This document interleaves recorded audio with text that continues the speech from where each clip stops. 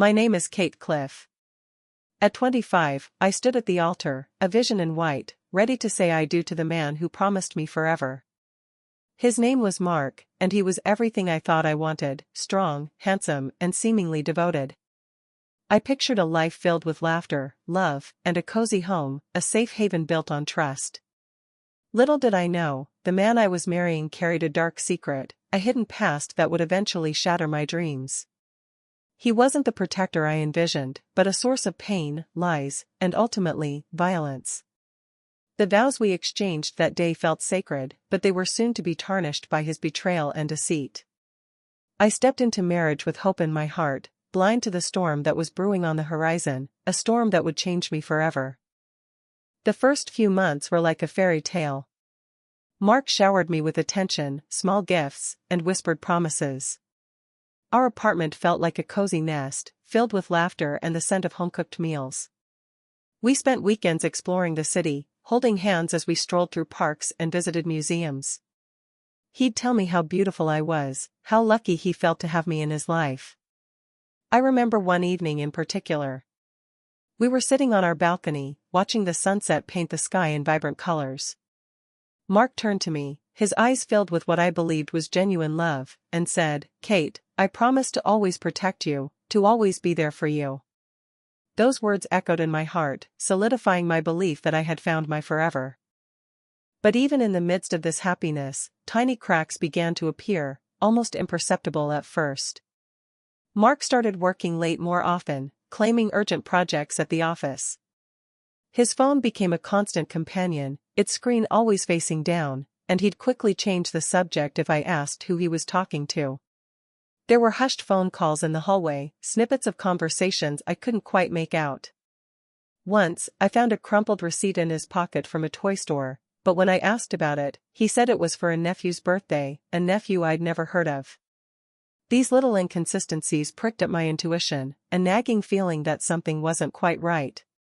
The seed of doubt had been planted, and it was starting to grow. The truth exploded into my life like a bomb. An anonymous message arrived on my phone, a simple address and a name: Sarah Thompson. "You deserve to know." Curiosity and dread warred within me, but I couldn't ignore it. I drove to the address, my hands shaking on the steering wheel. What I found there shattered everything. A small house, a swing set in the backyard, and Mark, holding a little girl, maybe 3 years old, who looked just like him. He was laughing, throwing her up in the air. The scene was domestic, loving, a life he hadn't told me existed. The air left my lungs. I knew, without a doubt, that this was his child, and Sarah Thompson was the mother. My perfect world crumbled before my eyes. I drove home in a daze, the image of Mark and his daughter burned into my mind. When he walked through the door later that evening, I confronted him, my voice trembling with a mixture of anger and disbelief. "Who is Sarah Thompson?" I demanded, the words hanging heavy in the air. He paled, his eyes widening in panic. He stammered, trying to deny it, to explain it away, but the truth was etched on his face. Finally, he confessed, the words tumbling out in a desperate attempt to minimize his betrayal. He told me about a brief relationship before we met, a pregnancy he hadn't planned for, and his continued involvement in his daughter's life. The pain was like a physical blow, stealing my breath and leaving me reeling. The man I thought I knew was a complete stranger. Tears streamed down my face as I listened to his hollow apologies. He begged me to understand, to forgive him. He swore he loved me, that Sarah and his daughter meant nothing compared to what we had. He promised to cut ties, to be completely honest with me from that moment forward. I wanted to believe him, desperately. The thought of ending our marriage, of losing the life we had built, was terrifying. So, against my better judgment, I chose to forgive him. I told myself that everyone makes mistakes, that he deserved a second chance. I clung to the hope that we could rebuild our trust and move forward, stronger than before. It was a naive hope, a fragile shield against the storm that was yet to come. For a short time, things seemed to improve. Mark was more attentive, more present. He even started attending therapy with me. We talked about our feelings, our fears, and our expectations for the future. I allowed myself to believe that we were truly healing. We decided to start a family, hoping that a baby would solidify our bond. Our first child, a beautiful baby girl, arrived, filling our lives with joy. A few years later, we welcomed a son. For a while, I was happy. I had the family I always dreamed of. But beneath the surface, the lies continued to fester. The promises he made were empty. The late nights started again, the hushed phone calls, the evasive answers. I tried to ignore it, to convince myself I was being paranoid. But deep down, I knew. He was seeing her again, Sarah Thompson. The proof came in small doses, a lingering scent of perfume that wasn't mine, a credit card statement with a charge at a restaurant in her town. My heart ached with a familiar pain, a dull, constant throb. The trust one had so painstakingly tried to rebuild shattered into a million pieces. But this time, there was something different. The sadness was mixed with anger, a simmering rage that began to consume me. I wasn't just heartbroken, I was furious. The anger manifested in ugly ways. Mark's words became sharper, more cutting. He'd belittle me in front of our friends, criticize my parenting, and accuse me of being controlling and jealous. The emotional abuse escalated, chipping away at my self-esteem. Then came the physical abuse. It started with shoves during arguments, a hand gripping my arm too tightly. Then came the slaps, the punches. He always apologized afterward, blaming his anger on stress, on work, on me. He'd swear it would never happen again, and I, foolishly, wanted to believe him. But the cycle continued, each incident leaving me more broken, more afraid. The house that once felt like a haven had become a prison. The breaking point came on a seemingly ordinary Tuesday. Mark came home late, drunk and reeking of perfume. Our daughter, Lily, ran to greet him, her face beaming. He shoved her aside, muttering about being tired. Lily stumbled and fell, hitting her head on the corner of the coffee table. Seeing my innocent child hurt, not by accident but by his deliberate act of carelessness, something inside me snapped. It wasn't just about me anymore, it was about protecting my children. In that moment, I knew I couldn't stay. I wouldn't let my children grow up in a home filled with violence and fear. I had to get out, for their sake and for mine. Enough was enough. Over the next few weeks, I became a master of deception. I acted as if everything were normal, going through the motions of everyday life. But behind his back, I was meticulously planning my escape. I opened a bank account in my name only, depositing small amounts of cash whenever I could. I contacted a lawyer, seeking advice on divorce and custody. I found a small apartment in a nearby town, a safe haven where my children and I could start over. I packed a bag with essential belongings, hiding it in the back of my closet. Every step was calculated, every move made with the utmost care. I knew that if Mark suspected anything, he would try to stop me, and I couldn't let that happen. My children's safety depended on my success. The day I left, I waited until Mark came home from work. The kids were already at my sister's house, a prearranged plan in place. I took a deep breath, steeling myself for what was to come. When he walked in, I met his gaze, my voice surprisingly steady. "I'm leaving you, Mark," I said, the words hanging in the air like a death sentence. "I've filed for divorce. It's over." His face contorted in a mixture of shock and rage. He started to yell, to threaten, but I stood my ground. I had rehearsed this moment 1,000 times in my head. I was prepared for his anger, for his attempts to manipulate me. This time, his words had no power over me. I was finally free. Before I walked out the door, I turned back to face him one last time. "You wanted a scar?" I asked, my voice low and dangerous. I walked over to his prized possession, his vintage guitar, the one he babied and bragged about. I picked it up, raised it above my head, and smashed it against the wall. The sound was deafening, the sight of splintered wood and broken strings deeply satisfying. It wasn't about the guitar, it was about sending a message. It was about showing him that he couldn't break me without consequences. It was about leaving him with a lasting reminder of the woman he had wronged, a scar that would forever haunt his memories. Then, I walked out, leaving him standing amidst the wreckage of his lies and my revenge. The first few months as a single mother were the hardest. I was exhausted, both emotionally and physically. Juggling work, childcare, and legal battles was overwhelming. Money was tight, and I often went without to make sure my children had what they needed. Loneliness was a constant companion. I missed having someone to share my life with, someone to lean on. But I reminded myself that I was stronger than I thought, that I was doing this for my children, that we would get through this together. I leaned heavily on my sister and a few close friends, their support a lifeline in the storm. There were days when I doubted myself, when I wondered if I had made the right decision. But then I would look at my children's faces, and I knew I had. Slowly, things started to get easier. I enrolled in therapy, where I began to unpack the years of emotional and physical abuse.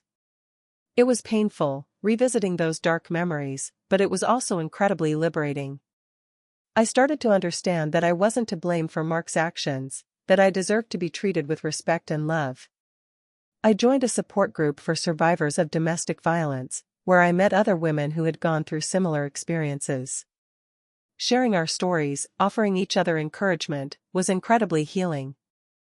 I started to rediscover myself, to remember the woman I was before Mark, the woman who was strong, independent, and full of life. I began to heal. My children became my priority. I wanted to create a safe and loving environment for them, a haven from the storm of our past. I enrolled them in new schools, found them activities they enjoyed, and made sure they knew they were loved and cherished. I was careful not to speak ill of Mark in front of them, understanding that he was still their father. I focused on creating positive memories, on building a strong foundation of love and support. I wanted them to grow up knowing that they were capable, resilient, and worthy of happiness, despite the challenges they had faced. Their well-being was my driving force, the reason I kept pushing forward. With my children settled and my healing underway, I finally had time to focus on myself. I enrolled in a photography class, something I had always dreamed of doing but never had the courage to pursue. I discovered a passion I never knew I had, a way to express myself creatively and capture the beauty in the world around me. I started volunteering at a local animal shelter, finding solace in caring for abandoned and neglected animals. I made new friends, women who shared my interests and supported my dreams. I realized that I was more than just a wife and a mother, I was a person with my own unique talents and aspirations. I embraced my independence, reveling in the freedom to make my own choices and chart my own course. A new chapter had begun. The divorce proceedings were long and arduous. Mark fought me every step of the way, contesting custody, demanding unreasonable financial settlements, and attempting to paint me as an unfit mother. He used every tactic he could to intimidate and control me, but I refused to back down. I gathered evidence of his abuse, his infidelity, and his neglect of our children. I stood tall in court, facing him with unwavering resolve. My lawyer was a fierce advocate, fighting tirelessly for my rights and the best interests of my children. It was a grueling battle, but I was determined to protect my children and secure a future free from his influence.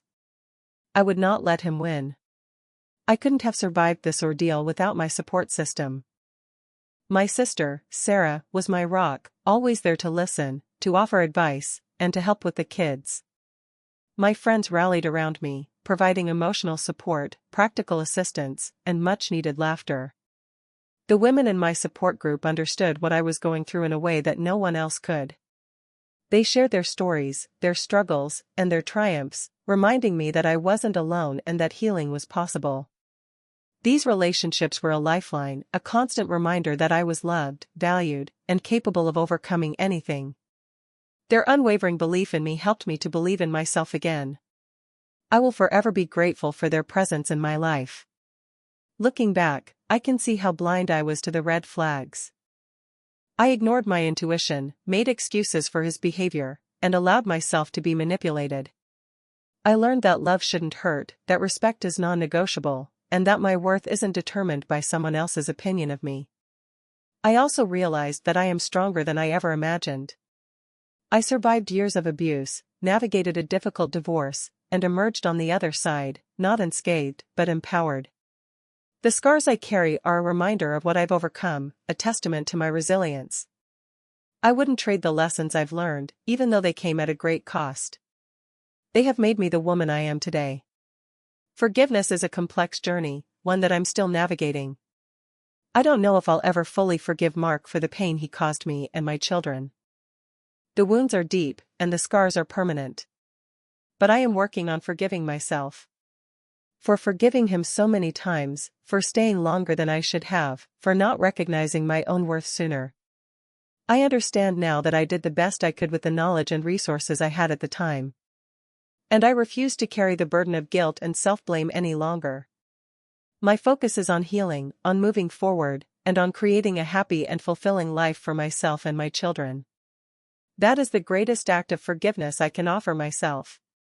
Now, I use my experience to help other women who are experiencing domestic abuse. I volunteer at a local shelter, offering support and guidance to those who are just beginning their journey to freedom. I share my story, hoping to inspire hope and to let them know that they are not alone. I speak at community events, raising awareness about domestic violence and advocating for change. I want to empower other women to recognize the signs of abuse, to seek help, and to know that they deserve to be treated with respect and love. If my story can help even one woman escape an abusive relationship, then all the pain I endured will have been worth it. Their freedom becomes my victory. I've heard through mutual friends that Mark is a shadow of his former self. He lost his job, his friends, and his reputation. The guilt and shame have consumed him.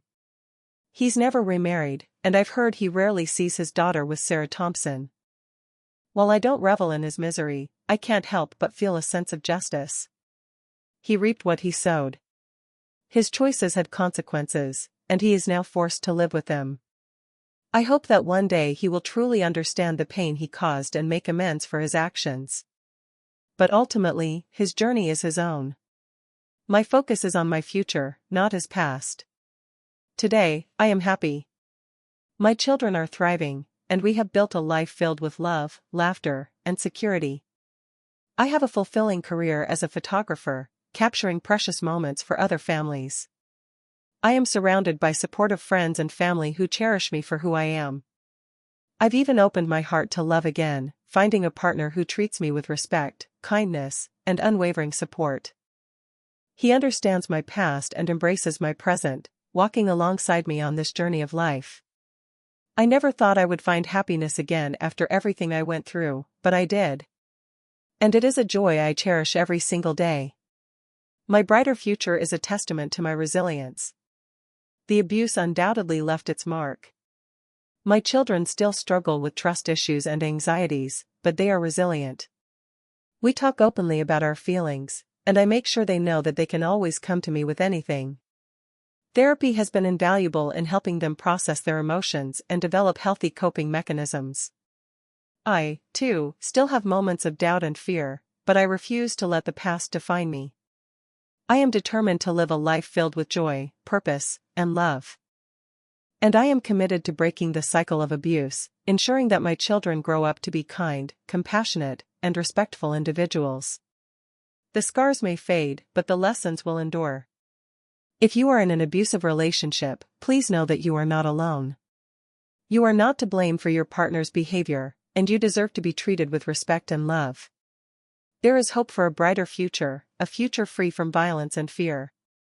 Reach out for help. Talk to a trusted friend, family member, or therapist. Contact a local domestic violence organization.